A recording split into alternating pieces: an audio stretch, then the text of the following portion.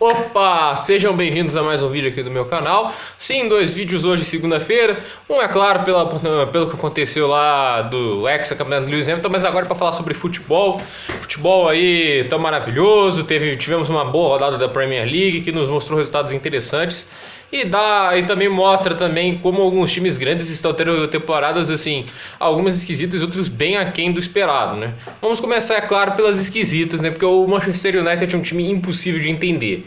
Acabaram de perder para o Bournemouth de 1-0, foi no sábado de manhã. O time não dominou o jogo, essa é a questão. O número de chutes tanto chutes a gol, o Bournemouth teve até mais, e de chutes normal foi muito parecido, 15-13 para o United. A posse de bola foi 58-42, que não é uma disparidade muito grande.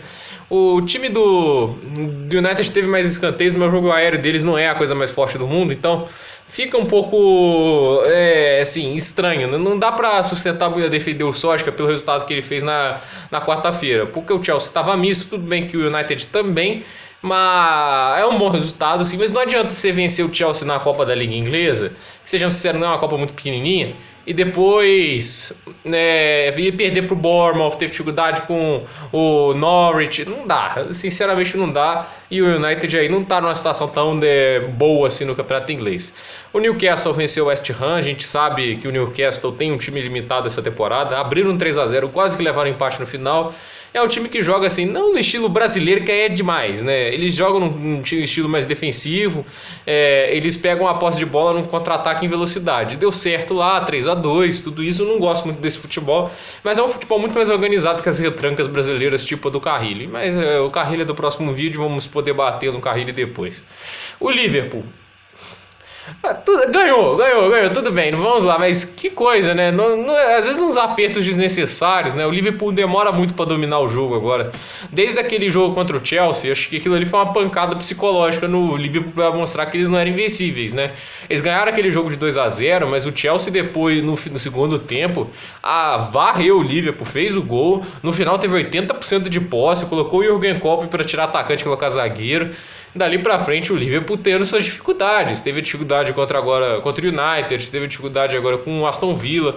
Teve outros jogos aí que beirou ali para não vencer o jogo. Então, realmente o Liverpool não tem conseguido aí ter uma sequência de resultados tão sólidos. Tá, é líder do campeonato com uma boa vantagem ainda, mas não é um bom sinal vencer o Aston Villa por apenas 2-1. Um time que veio da Championship Cup há pouco tempo atrás, ano passado, tem um time que investiu bem, tem um elenco promissor, né, que pode ficar aí a longo prazo, pode se tornar um time ali mais perto do Leicester, do Sheffield United, está conseguindo essa temporada surpreendente, mas é um time limitado e eles tiveram vencendo o jogo até os 86. O Robertson marcou os 87, o Mané aos 4 de acréscimos. Realmente uma vitória heróica do Liverpool, mas apresentando um futebol assim, só jogou o futebol mesmo depois que o Aston Villa marcou, né? No segundo tempo lá que o Liverpool conseguiu a virada. O Arsenal assim, o David Luiz alguém deve ter algum olhar ruim.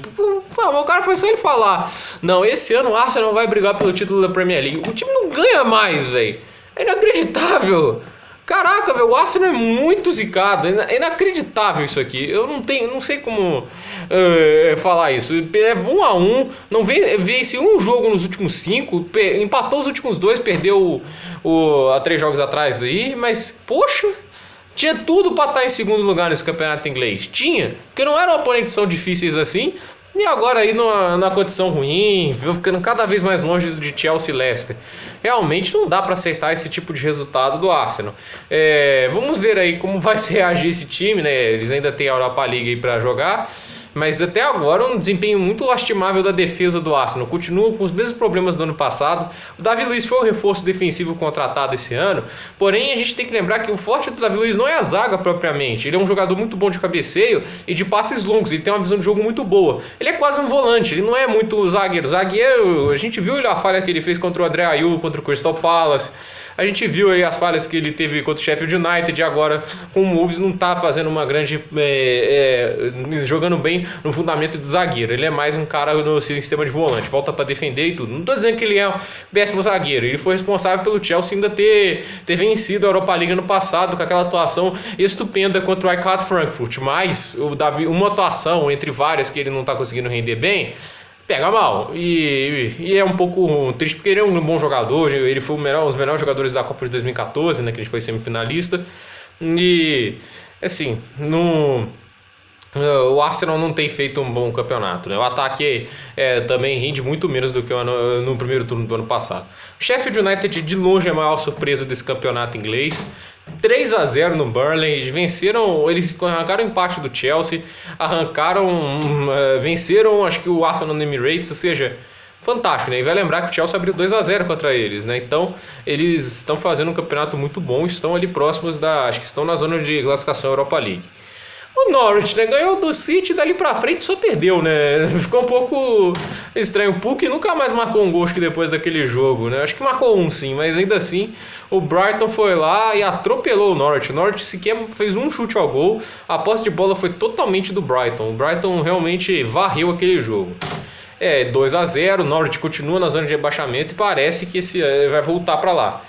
Agora um jogo que me chama a atenção, o Southampton, depois de ter tomado um 9-0 do Leicester, até os 69 do segundo tempo estava ganhando do City no Etihad Stadium. É um pouco surpreendente. O City também, mesmo problema do Liverpool, muito inconstante.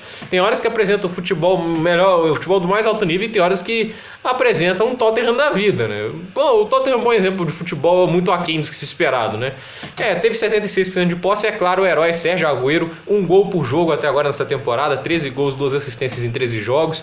É o jogador é o grande jogador do City. Tudo bem que o Sterling é um baita jogador, talvez assim a melhor revelação do City nesses últimos anos, mas eu acho assim, se tem um líder nesse time, esse cara é o Sérgio Agüero. Ele muda o jogo, ele é fora de série. É um cara assim, tá na minha opinião um panteão muito grande de jogadores. É um cara muito subestimado. Eu acho que ele devia estar nos grandes jogadores da história, talvez. Mais de 400 gols na carreira. Vai passar de 500 e talvez chegue aos 600. E 600 não é um patamar que muitos jogadores alcançam. Aí o jogo, assim, resultado não significou resultado. É o que foi feito em campo, né?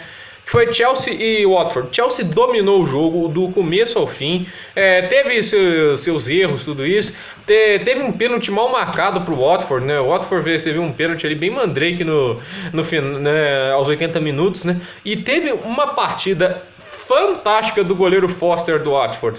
O Watford é um time que está conseguindo suas evoluções agora, se tirou depois do 8-0 do City, deu uma acordada, conseguiu jogar um futebol mais decente. Eles não perderam pro Tottenham, tiveram aí jogos melhores, mas contra o Chelsea já era esperado que o Chelsea vencesse esse jogo, mas teve um pouco de dificuldade. Vale lembrar que quase que o Foster fez o gol de empate, né? Já pensou o goleiro marcar o gol de empate do jogo? Não é para qualquer um, né? Teve 67% da posse, o Chelsea quase trocou 800 passes no jogo. Fenomenal, o futebol do Lampard está fantástico, foram mais de 10 chutes a gol, Pulisic marcando de novo, Abraham marcando de novo. Chelsea, a melhor coisa que aconteceu pro Chelsea, acredite ou não, foi ser proibido de contratar, porque agora estão usando a base vendo as joias que tem, porque se não tivesse isso, talvez o Abraham, talvez o próprio Pulisic e outros jogadores fossem que nem o Salah e o De Bruyne, joias que o Chelsea perdeu para outros times, e curiosamente para grandes rivais, né? Mas tá 2-1, segue firme aí na caça dos líderes, né? O Leicester venceu o Crystal Palace, era um resultado mais esperado. O Crystal Palace resistiu bem, é um time forte, assim, tem apresentado um futebol interessante, tá em nono colocado, não ganhou nas últimas 3 partidas, mas teve 3 jogos difíceis, não dá pra falar assim, o Crystal Palace não teve uma sequência muito fácil, mas aí tá fazendo um bom trabalho com o que tem. O Leicester obviamente uma das surpresas positivas desse campeonato, 2-0 de novo, aumentando seu saldo de gols aí. Isso é importante já que eles estão empatados diretamente com o Chelsea. E o Tottenham, né? O Tottenham continua fantástico, né? Tomaram um gol lá no finalzinho, tudo bem. Teve ali a perna quebrada do jogador, mas o som acabou expulso, tudo isso daí.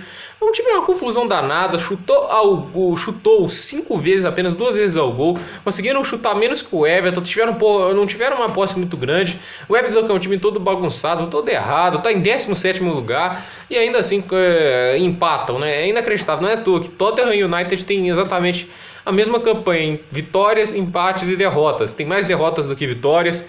Por enquanto, 8 jogos sem vencer e apenas 3 vitórias para cada um. Impressionante, vem fazendo um campeonato muito aquém. Se não fosse os grandes jogadores, Harry Kane, o Son, do mesmo jeito que é o Rashford e o Martial lá, esses times, para mim, com certeza estariam brigando para não cair. Não acho que esses times caem, repito de novo, é muito talento individual para cair. E vamos agora analisar a classificação, né? Ver como é que estão o campeonato, né?